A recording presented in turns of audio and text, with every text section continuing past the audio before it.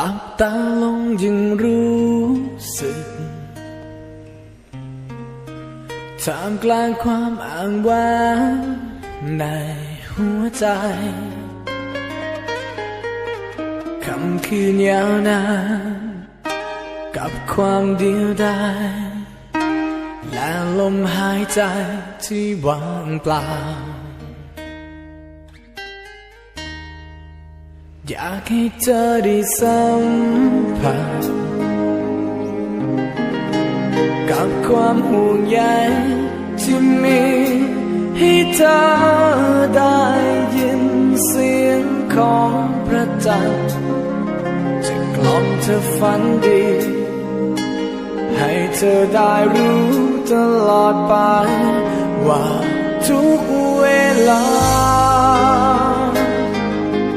ที่เราห่างกันแสนไกลยังมีอีกคำในหัวใจ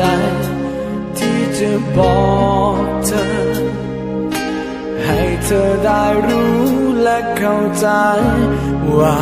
คิดถึงเธอ